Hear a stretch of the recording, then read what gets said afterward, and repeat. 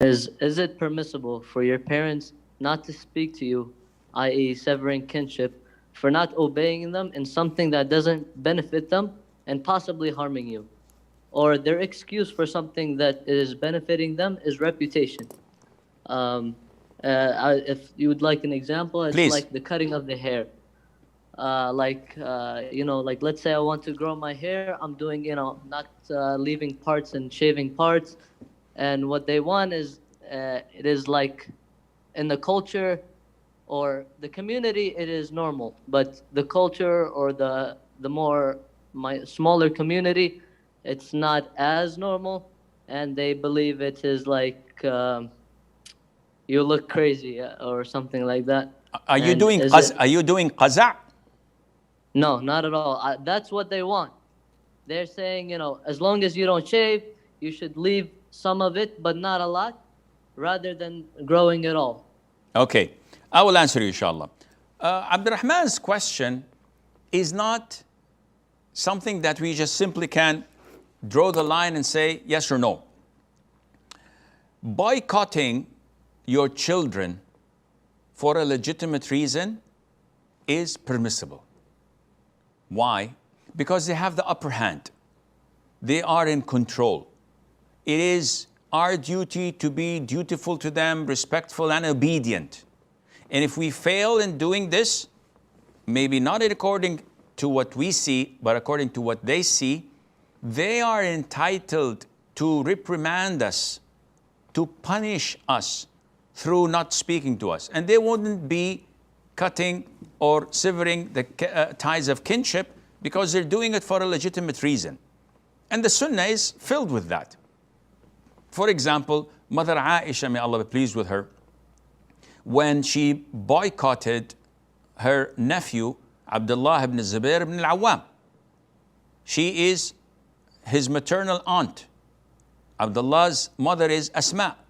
But when he gave her money for her to spend, and she spent it all in seconds over charity, he got outraged because it was a huge amount of money. And he said, if she does not refrain from that, I'm going to put an authority on her expenditure so that she would not have any control over the wealth she has. And this is done with insane people, with people who are senile, or people who don't have control over what they spend. We call them in Arabic as-safih. So when she heard this, she was outraged. My nephew says this about me, and I am the wisest, or one of the wisest women of all times, and most knowledgeable, and I'm the wife of the Prophet ﷺ. I'm his maternal aunt. By Allah, I will not speak to him. So she boycotted him for a legitimate reason.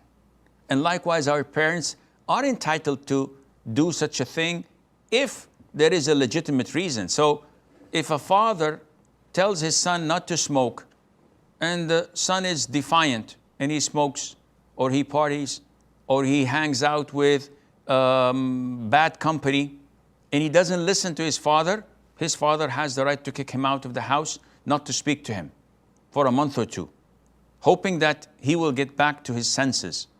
The Prophet himself, ﷺ, ordered the people of Medina to boycott Ka'b ibn Malik and his friends, two friends, when they did not catch up with him and the Muslim army at the expedition of Tabuk.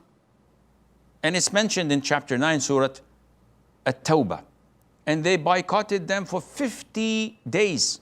So it is a legitimate course of action to take from their perspective. Now, what about me as a son?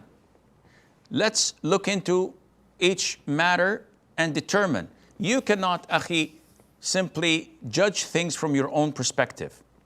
Now, if they tell you to have a normal haircut where there is no qaza', there's nothing wrong in following what they're saying, even if it goes against your preference, because most likely, and I'm not a soothsayer, alhamdulillah, but it seems to me that the way you want to grow your hair is either